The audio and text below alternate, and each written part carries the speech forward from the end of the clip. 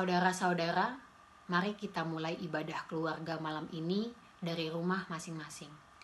Malam ini ibadah keluarga nuansa Gerakan Pemuda. Ungkapan situasi. Bagaimana kita dapat mengambil keputusan-keputusan besar yang sesuai dengan kehendak Allah? Keputusan yang kita ambil dalam kehidupan sehari-hari seringkali didasarkan pada kehendak daging yang berdosa. Hasil keputusan yang dilandasi bukan oleh roh membuat lahirnya keputusan-keputusan yang salah. Layaknya orang tua yang ingin anak-anaknya memahami dan menimbang setiap alasan dan konsekuensi dari setiap pilihan yang ada, serta mengambil keputusan terbaik tanpa perlu diberitahu terus-menerus. Tuhan ingin kita benar-benar mengenalnya dan mengambil keputusan terbaik dalam ketaatan kepadanya. Kita dapat mengambil keputusan-keputusan besar yang sesuai dengan kehendak Allah dengan bebas, tapi tetap dalam kedaulatan Allah. Sudah sepatutnya kita menempatkan diri untuk mau dipimpin oleh Roh sebagai tanda bahwa kita adalah milik Kristus. Saudara-saudara yang dikasihi Tuhan, mari kita berdiri untuk kita memulai ibadah malam ini dengan memuji Tuhan untuk kemuliaan namanya. Kita menyanyi dari Kidung Keesaan 529, seperti wanita di pinggir sumur.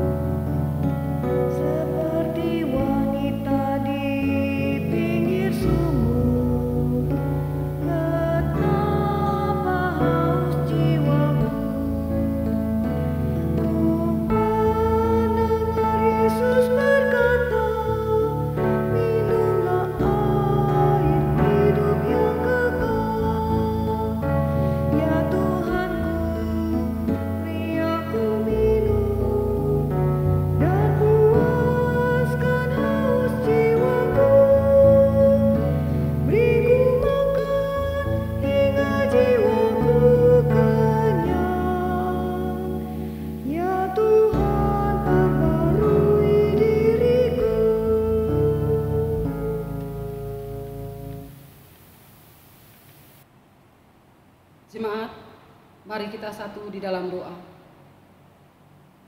Ya Allah Tritunggal Maha Kudus, seluruh makhluk yang Kau ciptakan di langit dan di atas bumi bersujud menyembah-Mu karena kebaikan dan pemeliharaanmu yang sempurna. Bersama seluruh ciptaan dan makhluk rohani di sorga, umat berseru, Kudus, Kudus, Kuduslah Allah Maha Esa dan Maha Kudus. Sebab Engkau memerintah dengan kuasa dan kasih-Mu, maka seluruh ciptaan menerima rahmat-Mu. Tuntunlah umat-Mu dengan kuasa Roh Kudus dan firman-Mu, supaya mereka mengenal Dikau, Allah yang benar, serta berjalan menurut jalan yang Kau tunjukkan. Kiranya Engkau berkenan hadir di dalam ibadah ini, dan berkatilah mereka, demi nama-Mu sendiri yang telah Kau nyatakan melalui karya Yesus Kristus, Tuhan dan Kepala Gereja. Amin.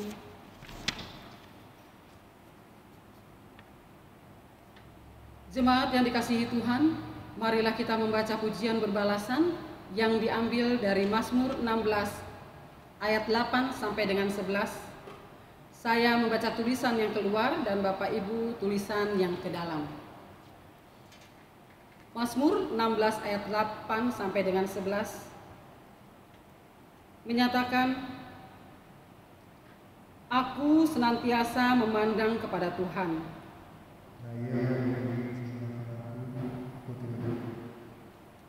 Sebab itu hatiku bersuka cita dan jiwaku bersorak-sorak.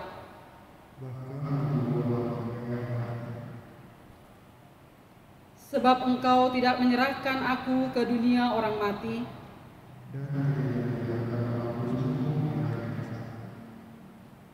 Engkau memberitahukan kepadaku jalan kehidupan.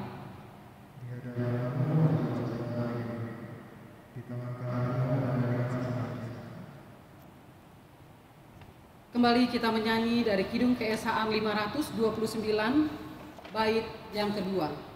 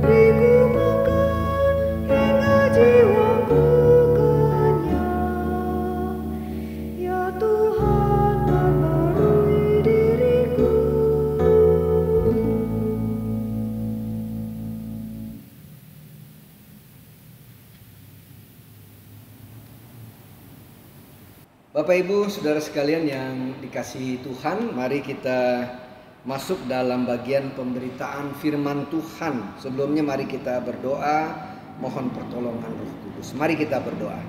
Bapa, terima kasih kami mendapat kesempatan kembali untuk duduk diam, mendengar dan merenungkan firman-Mu.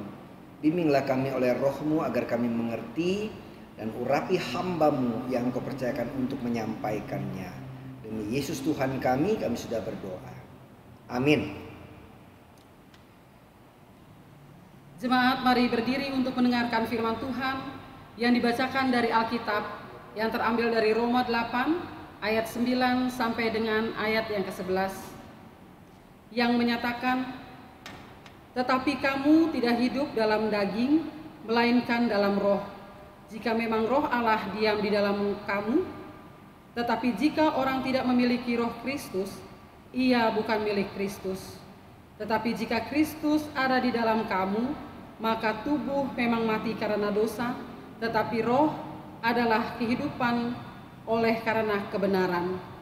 Dan jika roh Dia yang telah membangkitkan Yesus dari antara orang mati diam di dalam kamu, maka Ia yang telah membangkitkan Kristus Yesus dari antara orang mati akan menghidupkan juga tubuhmu yang fana itu oleh rohnya yang diam di dalam kamu."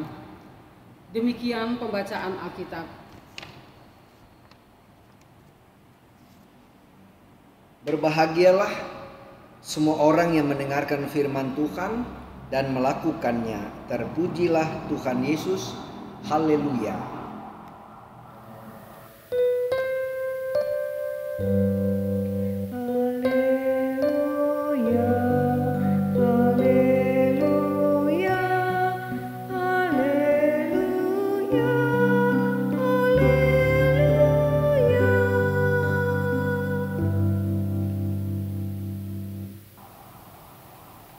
Bapak Ibu saudara sekalian yang dikasihi dan yang diberkati Tuhan, kita kembali masuk dalam bagian perenungan firman Allah.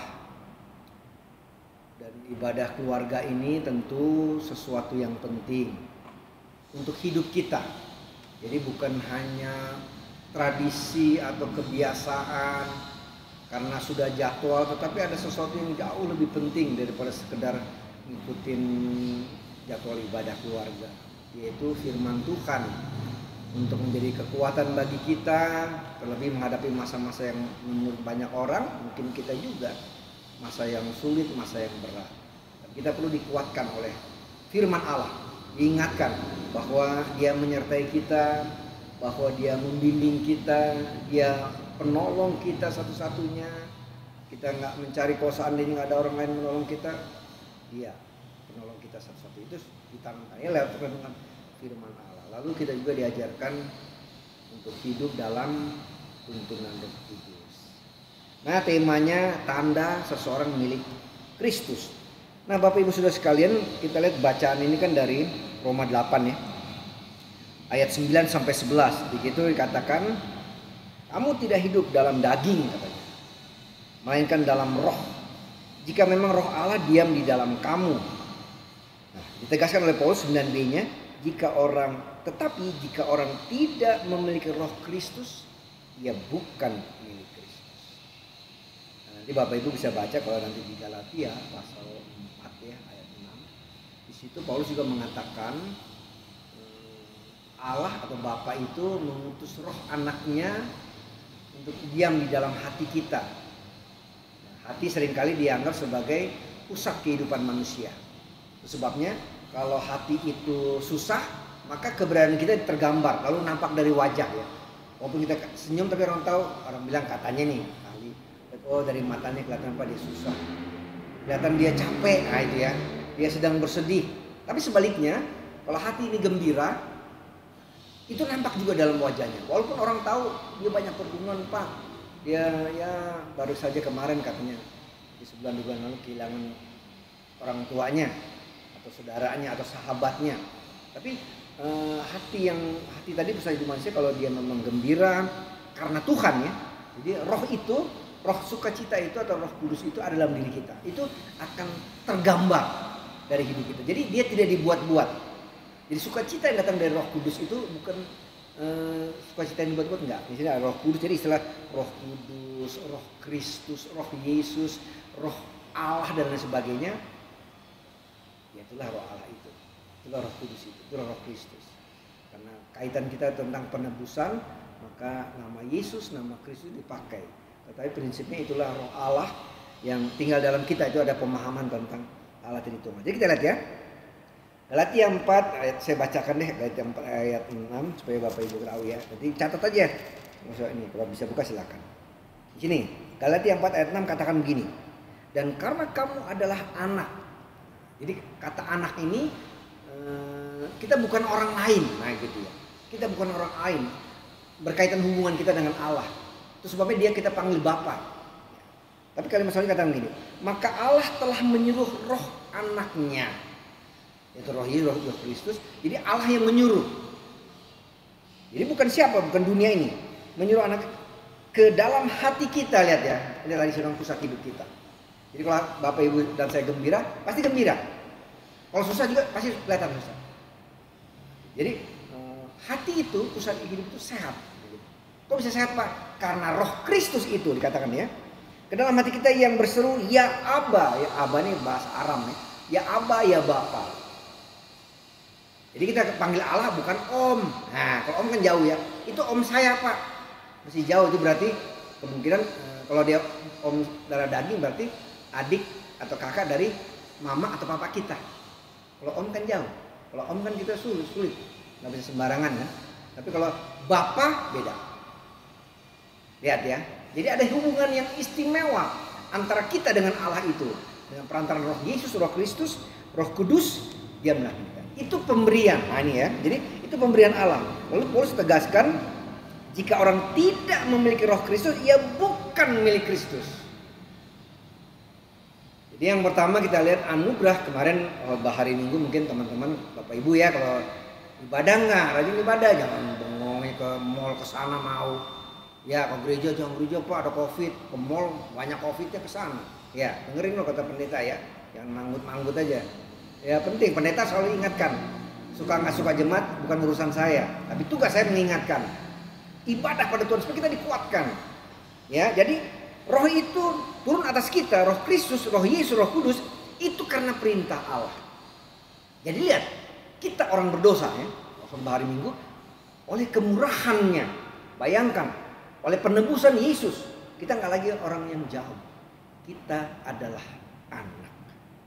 Tandanya Roh Kristus. Nah itu yang pernah saya katakan, saya sekarang coba ungkapkan lagi, Bapak Ibu ya, ngetes.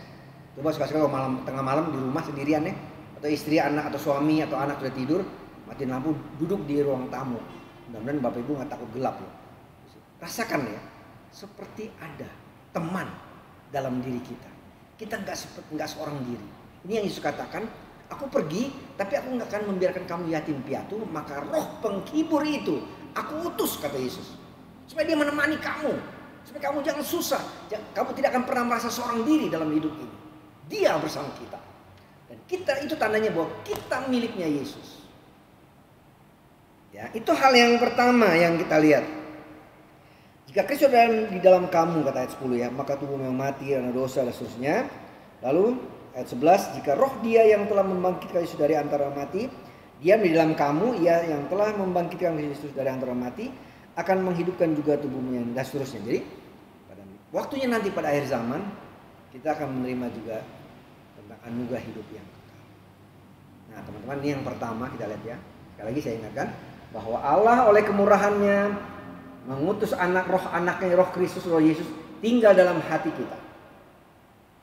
Nanti Bapak Ibu teman-teman bisa uji sendiri. Ini salah satu contoh yang saya bilang. Mau ikut nggak ikut nggak apa-apa.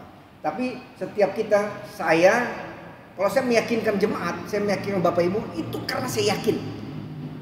Dan aku mengalami sendiri. Itu penting ya. Jadi cerita tentang Yesus yang bangkit itu nggak kita dengar dari orang. Bukan karena baca Alkitab lagi, bukan. Ini penting ya. Tetapi karena Kristus yang bangkit itu, dia yakinkan hati kita, pusat hidup kita, pikiran kita, perasaan kita. Aku bersama kamu. Kamu tidak yatim piatu. Itu anugerah. firman, camkan hal yang pertama. Kita diselamatkan, kita menjadi anak karena anugerah Dia. Nah yang kedua, tadi saya kasih contoh di mana Pak ya, saya yakin Bapak Ibu nih ya, sekarang ini sementara saya khotbah, saya juga sementara khotbah ini merasakan ada Dia dalam sini. Bukan karena kita baik, bukan karena kita berjasa. Sama sekali nggak ada orang berjasa, ya. Di gereja tuh nggak ada orang berjasa, nggak ada orang berjasa terhadap gereja, nggak ada. Yang berjasa hanya Yesus bagi kita, ya kan? Jadi jangan pernah saya bilang nggak ada jasa kita, nggak ada jasa kita, ya kan? Allah memerintahkan Roh Anaknya. Kalau kita bisa berbuat sesuatu, ya karena jasanya Tuhan, ya kan? Kita bisa nyanyi misalkan, ya karena Tuhan kasih suara. Emang jasanya siapa? Emang kita bisa bentuk surga? Nggak bisa, ya kan? Saya bisa berkhotbah, ya kan? Ya karena jasanya Tuhan. Bapak Ibu bisa memberi, bisa membantu orang, ya karena jasanya Tuhan. Jadi tidak ada orang yang berjasa. Nah, yang kedua berkaitan dengan hal itu, serta kita ini perlu ya, Bapak Ibu nih, kalau Bapak Ibu tidak yakin itu, tidak ada artinya hidup ini. Hidup Bapak Ibu nggak akan pernah dalam sukacita, nggak akan pernah. Semua orang, mau pendeta, mau penatua diakan, siapapun, pengurus PLK, Indonesia, semua mengalami suka duka yang sedang terjadi pandemi ini. Tapi lihat Roh Kristus, Roh penghibur itu, Roh penuntun. Dia tidak pernah membiarkan kita, dia berikan kita semangat, sukacita. Kan dengan situasi dari ini orang bosan kan, aduh bosan Pak, dari anak sekolah juga gitu, sampai katanya anak kecil stres. Tapi lihat Roh Kristus, ya kan? Saat transfer doa-doa kita kuasa Tuhan. Minta izin Tuhan supaya anak kita dikuat Tuhan, biar anakku semangat. Itu perlu. Itu Tuhan nggak pernah. Aku tak akan pernah meninggalkan kamu yatim piatu. Itu bukan apa asal ada di Alkitab. Tidak, itu janji Tuhan dan Dia tidak pernah berdusta pada kita. Sekarang yang kedua ya. Apa sih tandanya Pak? Kita dipastikan selalu berbuat kasih kepada siapapun juga. Roh itu mengajar kita tak boleh membenci siapapun juga atau berbuat jahat dalam hidup ini. Sering saya katakan kan, itu akan berulang-ulang bagi kita. Kok berulang-ulang Pak? Karena kita suka lupa dan pura-pura lupa. Aku punya Roh Kristus, tapi kok gaya hidupnya begitu. Suka benci orang, suka ngomongin orang, suka fitnah, ngeritik sana sini. Itu aja kerjanya, dari terbit matahari sampai pada masuknya. Dan yang celakanya apa? Kita nggak tahu malu dengan perbuatan itu. Orang yang punya Roh Kristus, lihat ya, dari dalam hatinya yang terdalam setulus-tulusnya muncul perbuatan-perbuatan yang baik. Nah itu tandanya kita punya Roh Kristus. Lihat juga nih tandanya ya. Nanti Bapak Ibu rasa.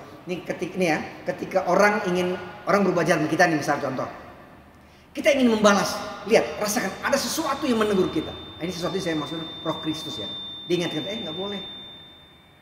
Gitu kira-kira, nggak boleh. Tapi kadang-kadang kita suka ngelawan.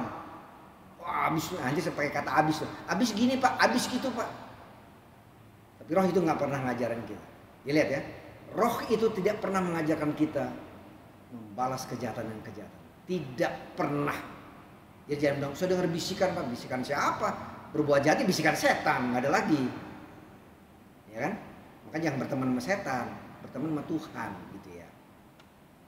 Lalu muncul dari hati tadi bilang, karena Dia tinggal dalam hati kita, kasih kebaikan. Jadi kecenderungan, saya pakai istilah Joy. Karena orang sering katakan gini ya, habis kita penuh kurang kelemahan Pak, oke. Tapi lihat ya, orang yang dihingapi Roh Kudus, Roh Kristus, di dalam hatinya 51% itu ada condong berbuat baik. Lihat. Jadi ketika kita dijahatin orang, itu ada lihat suara yang begitu kuat. Walaupun sekali lagi sama seperti peristiwa Taman Eden. Walaupun Adam dan khususnya Hawa sudah mendengarkan suara Tuhan langsung dari mulut Tuhan pada saat itu menurut kesaksian Alkitab. Tapi dia juga memutuskan untuk menolak berbuat baik, untuk menolak suatu gaya hidup yang seperti yang Tuhan ajarkan. Nah ini keputusan kita juga. Tapi Tuhan coba ketika Roh itu ada, Dia coba mencondongkan, ayo kamu harus berbuat baik. Nah kadang-kadang gini, mungkin bukan kadang-kadang, tapi nanti Bapak Ibu tes sendiri ya. Ketika Bapak Ibu berbuat sesuatu yang jahat pada orang lain ya, mungkin maki-maki apa, terus begitu pulang, ada nggak perasaan sedih di sini? Itu Roh Tuhan loh, kasih ingat loh. Hati-hati, ya kan? Ya kenapa begitu ya? Misalkan saya ngomong nih, tiba-tiba nih, tim multimedia nih kan, Pak Yonatan, Pak Angki. Wah, kok mukanya menurut, wah Pak Pendeta sih ngomongnya sih orang tersinggung tuh misalkan. Lalu ada dalam hatiku udah sampai di rumah nih. Wah, aku harus minta maaf nih. Lihat roh Tuhan ngajarin gitu. Wah, gue salah ngomong. Kita didorong untuk minta maaf. Itu perbuatan baik. Tapi Pak, kalau misalnya kita nggak ini, berarti Anda hati-hati, jangan roh Yesus nggak dalam diri Anda. Itu tes sendiri ya. Kok cenderungnya buat jahat sih Pak? Wah, memang lu aja bisa, gue juga bisa jahat mulu Pak. Hati-hati itu. Ya. Nah. Jadi lihat ya tanda seseorang milik Kristus ya. Itu aja ya firman Tuhan ya. Dengerin, pegang teguh dan lakukan. Tuhan memberkati. Amin.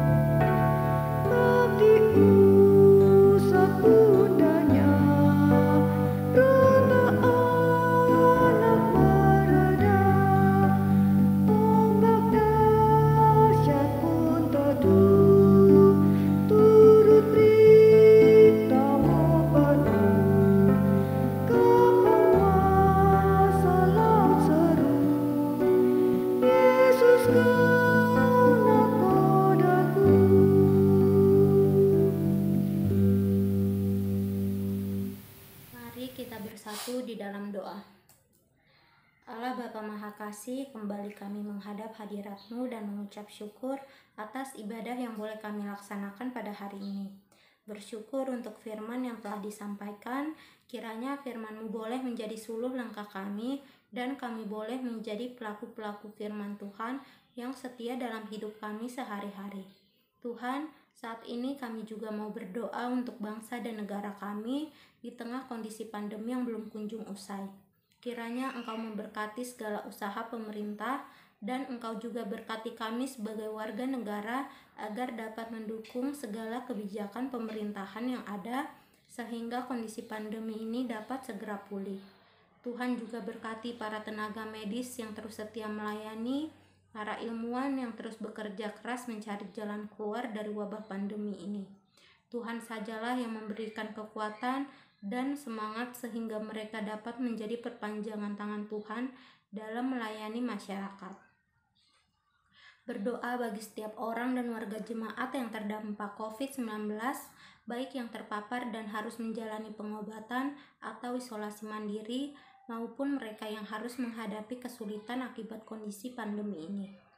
Tuhan yang jamah dan kuatkan, Engkau berkati setiap langkah pengobatan yang mereka jalani, serta Tuhan juga yang beri pengharapan sukacita, serta mencukupkan segala kebutuhan yang mereka butuhkan. Saat ini kami juga berdoa bagi tata pelayanan gereja, terkhusus GPIB Petra Bogor di tengah panggilannya, di tengah-tengah masyarakat dan bangsa. Tuhan berkati gereja kami agar boleh menjalankan misi pelayanan dengan sukacita, sehingga jemaat-Mu ini boleh menjadi pembawa berkat bagi lingkungan masyarakat. Dan sebagai orang Kristen, kami bisa menjadi teladan-teladan dalam hidup beriman di kehidupan kami sehari-hari. Ya Bapa, kami juga ikut bersukacita bagi jemaat-Mu yang mengucap syukur karena bertambah usia atau memperoleh berkat lainnya yang membawa sukacita dan ungkapan syukur bagi keluarga. Kiranya semua berkat ini kami sadari asalnya dari Tuhan dan kami tidak patut untuk bermegah, tapi hendaknya kami boleh senantiasa bersyukur atas segala yang Engkau telah berikan. Bapa, pada kesempatan ini kami juga ingin menyampaikan beberapa pokok doa pribadi kami. Kepada jemaat dipersilakan memanjatkan doa pribadi masing-masing.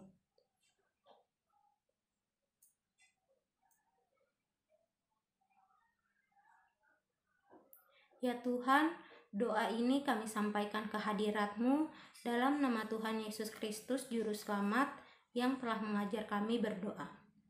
Bapa kami yang di surga, dikuduskanlah nama-Mu, datanglah kerajaan-Mu, jadilah kehendak-Mu di bumi seperti di surga. Berikanlah kami pada hari ini makanan kami yang secukupnya, dan ampunilah kami akan kesalahan kami, seperti kami juga mengampuni orang yang bersalah kepada kami. Dan janganlah membawa kami ke dalam pencobaan, tetapi lepaskanlah kami daripada yang jahat.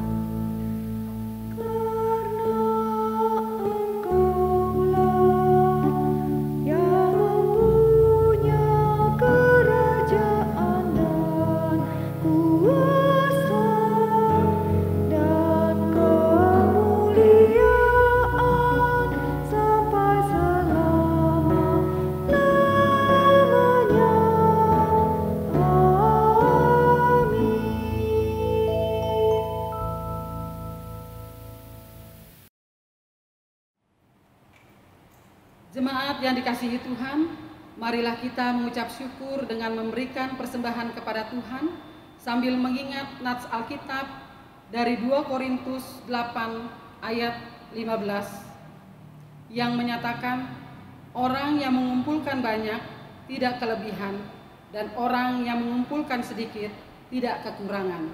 Tuhan memberkati persembahan saudara. Sambil memberikan persembahan, mari kita memuji Tuhan dari Kidung Keesaan 551.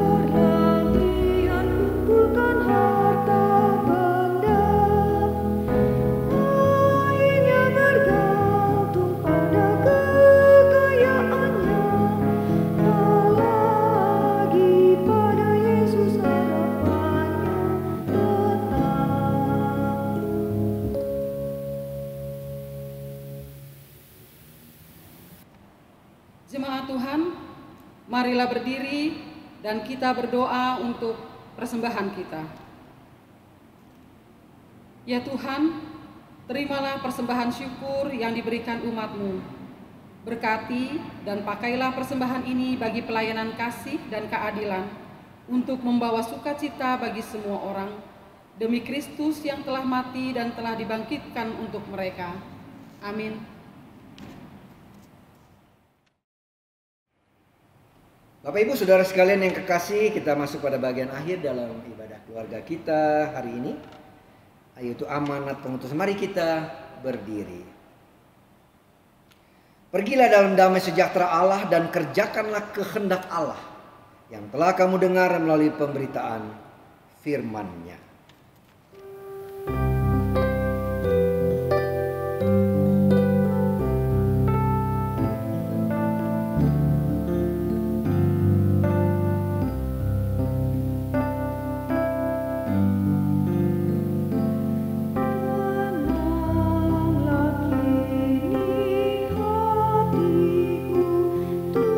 Tuhan memimpin langkahku.